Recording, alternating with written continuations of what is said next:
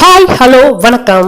இன்னைக்கு நம்ம சுகர் அப்படின்னு சொன்னாலே சின்ன குழந்தையிலிருந்து பெரியவங்க வரைக்கும் எல்லாருக்குமே தெரியக்கூடிய ஒரு பொதுவான வியாதி ஆயிடுச்சு.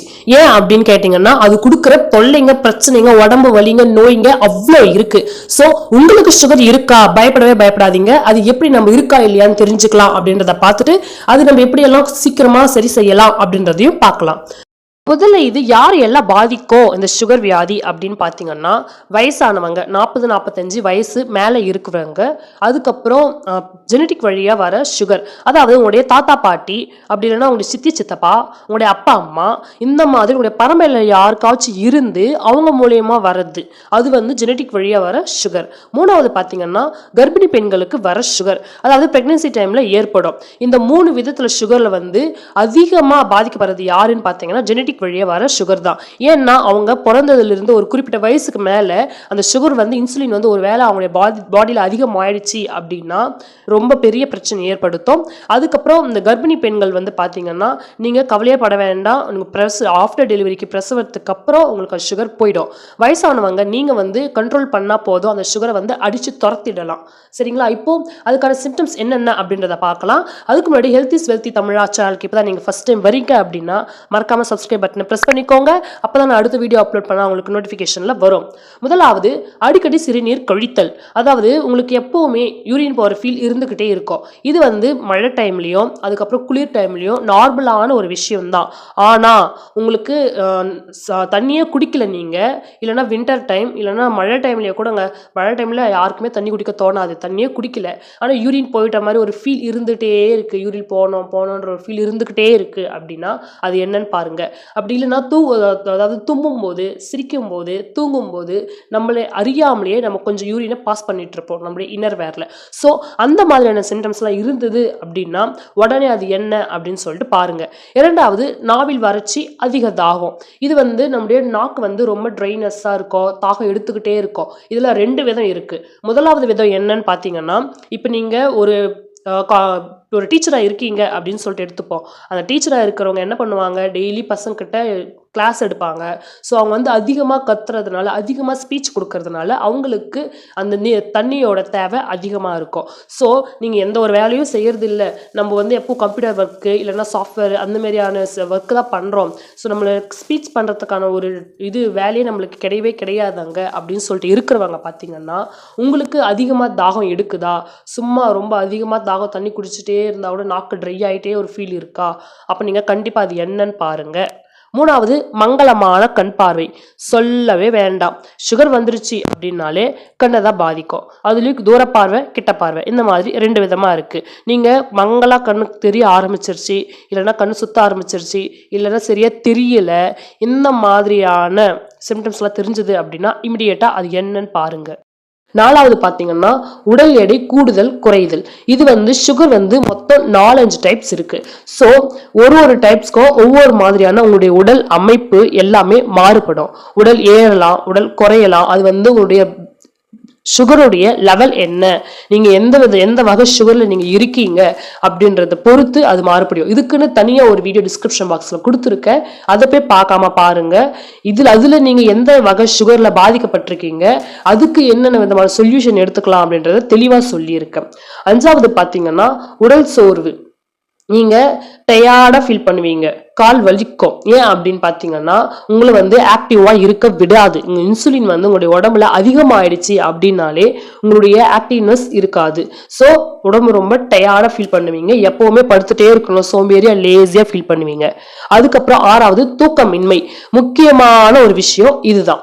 ஏன் அப்படின்னா ஒரு குறிப்பிட்ட வயசுக்கு மேல வயசானவங்களுக்கு தூக்கம் வரவே வராது, தூக்கமின்மை பிரச்சனை வரும். ஏன் அப்படின்னா இந்த சுகர் வந்து என்ன பண்ணுது, நம்முடைய பாடியில கலந்து நம்முடைய வெயிட் ஏத்திடுது. அதுக்கப்புறம் நம்முடைய உடல் எந்த ஒரு வேலையும் செய்யாத மாதிரி சோம்பேறித்தனமா ஆக்கிடுது. அதுக்கப்புறம் இதனால சோம்பேறியா இருந்தா எப்படி தூக்கம் வரும், தூக்கம் வராது. அதுவும் இல்லாம வயசாயிடுச்சு. ஸோ இந்த மாதிரியான ப்ராப்ளம்ஸ் எல்லாமே வரும். இது வந்து வயசாயிடுச்சு அப்படின்னால் மட்டும் கிடையாது. நீங்க ஒருவேளை ரொம்ப டிப்ரெஷன், டென்ஷன், ப்ரெஷர் இந்த மாதிரி உங்களுடைய மனசுல தேவையில்லாம வச்சுட்டு இருக்கீங்க அப்படின்னா நீங்க இளம் வயசா இருந்தா கூட உங்களுக்கும் வரும். அதுக்கப்புறம் ஆறாத புண்கள், ரொம்ப ரொம்ப முக்கியமான ஒரு விஷயம். இது ஒரு சின்ன காயம் பட்டா கூட ஒரு 2 நாள் ஆற வேண்டிய அந்த காயம் 1 வாரம் ஆனா கூட நீங்க என்னதான் ஆயில்மெண்ட் போட்டு எடுத்து தேய்ச்சி இது பண்ணாலும் அது அவ்வளவு சீக்கிரம் ஆறவே ஆறாது. கொஞ்சம் லைட்டா தண்ணி அந்த மாதிரிலாம் பட்டுச்சுன்னா சீல் பிடிக்கிற அளவுக்கு ரொம்ப இதுவா போகும். சோ இந்த மாதிரி உங்களுக்கு சின்ன சின்ன காயம் பட்டு அது ஆறாம இருக்கு அப்படின்னா உடனே அது என்ன ஏது அப்படின்றத ஃபைண்ட் அவுட் பண்ணுங்க, கண்டுபிடிங்க. அப்படி இல்லை அப்படின்னா அந்த புண்ணு இன்னும் நிறைய விதமான பாதிப்பை ஏற்படுத்தும். அதுக்கப்புறம் பாதங்களில் எரிச்சல் இல்லைன்னா கூச்சம். இப்ப இருக்கிற சுகருக்கு நான் ரொம்ப ரொம்ப நிறைய கேட்டுட்டு வர்றது இதுதான், பாதங்களில் எரிச்சல் அப்படின்னு சொல்லி. ஏன் அப்படின்னா உங்களுடைய பாடியில சுகருடைய லெவல் அதிகமா இருக்கும்போது முதல்ல எங்க காட்டும், நம்முடைய கட்டை விரல்ல அப்படி இல்லைன்னா பாதத்துல தான் காட்டும். ஏன் அப்படின்னா ஒட்டுமொத்த சுகரும் கால்ல இருந்து தான் ஆரம்பிக்கும். நீங்க நிறைய பேர் பார்த்திருப்பீங்க, கட்டை விரல் எடுத்திருப்பாங்க. எதனால காரணம் கேட்டீங்கன்னா அது சுகர் அதிகமா இருக்கிறதுனால அது இன்னும் மற்ற உறுப்புகளுக்கு பரவாம இருக்கணும் அப்படின்றதுக்காக அந்த கால் கட்டை விரல கட் பண்ணிருப்பாங்க. சோ இப்படி இருக்கும்போது உங்களுடைய பாதங்கள் எல்லாம் எரிச்சல் இருக்கும். எப்பவுமே உங்களுக்கு அந்த ஃபீல் வந்தாலே டிஃப்ரெண்டான ஒரு ஃபீல் இருக்கும். ஏன்னா உங்களுடைய சுகர் பிளட்ல கலக்கும் போது மட்டும்தான் இந்த பாதங்களில் எரிச்சல் உருவாகும். சோ இது நீங்க உடனே இம்மிடியேட்டா என்னன்னு பாருங்க. ஏன் அப்படின்னா முதல்ல அது பாதங்கள்ல ஆரம்பிக்கும், அப்புறம் இடுப்புக்கு வரும், அதுக்கப்புறம் முதுகு வயிறு இந்த மாதிரி மொத்த உடம்புமே எரியும். சோ முடிஞ்ச வரைக்கும் அது என்னன்னு சீக்கிரமா பாருங்க. அதுக்கான சிம்டம்ஸ்ங்க உடனே அதுக்கான ஆக்ஷன் எடுங்க. அப்புறம் வலி, புண்கள், மறுத்து போதல். நான் சொன்னேன்ல, புண்ணு காயம் பட்டா ஆறாது, வலி, கால் வலி இருந்துகிட்டே இருக்கும். கால் வலி வந்துரும். சுகர் அப்படின்னாலே கால் வலி, கை வலி, இந்த மாதிரி உடம்பு வலி எல்லாமே வந்துரும். ஏன் அப்படின்னா நம்ம அந்த சோம்பேறித்தனத்தை உருவாக்குறதுனால அந்த சக்கரவியாதி நம்மளுக்கு இந்த மாதிரியான பிரச்சனைகள்லாம் ஏற்படும்.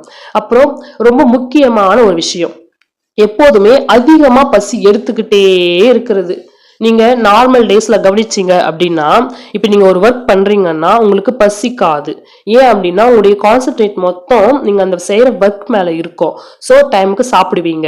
ஆனா அதுவே சுகர் வந்துருச்சு அப்படின்னா உங்களுக்கு லோ பிபி, ஹை பிபி இதுவும் கூடவே துத்திட்டு வந்துடும். அதனால நீங்க ஒரு 10 மினிட்ஸ் இல்லைன்னா ஒரு ½ an hour லேட்டா சாப்பிட்டீங்கன்னா கண்ணு சுத்த ஆரம்பிக்கும். இல்லையா, அதிகமா சாப்பிட்டீங்கன்னா உடனே ஃபாஸ்ட் ரியாக்ஷனா கை கால் எல்லாம் வலிக்கும். சோ அதிகமான பசியை தூண்டும். ஏன் அப்படின்னா உங்களுடைய பாடியில இந்த இன்சுலின் இன்பேலன்ஸா இருக்கு. இது எப்படி இன்சுலின் இன்பேலன்ஸா இருக்கு, அது எப்படி நார்மலா கொண்டுட்டு வர்றது, அதுக்கு என்னென்ன சாப்பிடலாம் அப்படின்றத இந்த வீடியோட லாஸ்ட்ல என் ஸ்கிரீன்லயும் கொடுத்துருக்க, டிஸ்கிரிப்ஷன் பாக்ஸ்லயும் கொடுத்துருக்க, போய் பார்க்காதவங்க மறக்காம பாருங்க. இந்த மாதிரி அது உருவாக்கும். சோ அதிகமான பசியை தூண்டும். அதுக்கப்புறம் பல், ஈறு பலவீனம்.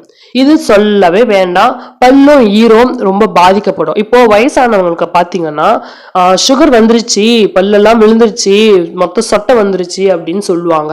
ஏன் அப்படின்னா இது அதிகமா தாக்குறது வயசானவங்களை தாங்க. ஒரு 40 வயசு தாண்டிடுச்சுன்னு வைங்களேன், இப்ப இருக்கிற ஜெனரேஷனுக்கு ஃபுட் மாடலுக்கு எல்லா நோயுமே ஈஸியா வந்துருது 40 வயசுக்கு மேல. ஏன்னா நம்ம 40 வயசு வரைக்கும் நல்லா ஒரு ஆக்டிவா, உங்களுக்கு பிடிச்சாலும் பிடிக்கலனாலும் வேலைக்கு போகணும், நீங்க ஆக்டிவா இருப்பீங்க. ஆனா ஒரு குறிப்பிட்ட வயசுக்கு அப்புறம் நீங்க ரெஸ்ட் எடுக்கும் போது உங்களுக்கு இந்த மாதிரியான எல்லா வியாதியுமே வரும். சோ அப்படி இருக்கும்போது பல்லு ஈரம், பலவீனம், வீக்கம், ரத்தம் கசிறது இந்த மாதிரியான பிரச்சனை எல்லாம் இருந்தது அப்படின்னா அதுக்கான சிம்டம்ஸ் உடனே பாருங்க. அப்புறம் பிறப்புறுப்பு புண்கள் முக்கியமான ஒரு விஷயங்க இது. ஏன் அப்படின்னு பாத்தீங்கன்னா நம்முடைய பிரைவேட் பார்ட்ஸ் இருக்குல்ல, அங்க சுகர் இருக்கிறதுனால அரிப்பு ஏற்படும். அப்படி இல்லையா புண்ணு ஏற்படும். அப்படி இல்லைன்னா ஒரு மாதிரி ஸ்மெல் வரும். சோ சுகர் உங்களுடைய பாடியில அதிகமா இருக்கும் பொழுது இந்த பிரைவேட் பார்ட்ஸ்லயும் இந்த மாதிரியான சிம்டம்ஸ் ஏற்படுத்தும். சோ இந்த ஒரு சுகர்னால உங்களுடைய ஒட்டுமொத்த பாடியிலுமே சிம்டம்ஸ் காட்டுது, மொத்த உடலையுமே அது தாக்குது. சோ முடிஞ்ச வரைக்கும் சுகர்ல இருந்து பாதுகாப்பா இருங்க. இதுக்கு என்னென்ன விதமான ஃபுட் டயட் ஃபாலோ பண்ணலாம், உங்களுக்கு என்ன விதமான சுகர் இருக்கு, நீங்க அதுக்காக என்னென்ன பண்ணலாம், எக்ஸசைசஸ் எல்லாமே இந்த வீடியோவோட டிஸ்கிரிப்ஷன் பாக்ஸ்ல லிங்க்ல கொடுத்துருக்கேன், எண்ட் ஸ்கிரீன்லயும் கொடுத்துருக்கேன். போய் பார்க்காதவங்க மறக்காம பாருங்க. எனிவே இந்த வீடியோ பிடிச்சிருந்தா லைக் பண்ணுங்க, ஷேர் பண்ணுங்க, சப்ஸ்கிரைப் பண்ணுங்க. நான் உங்களை அடுத்த வீடியோ சந்திக்கிறேன். நான் உங்கள் காவியா. டாடா, பாய் பாய்.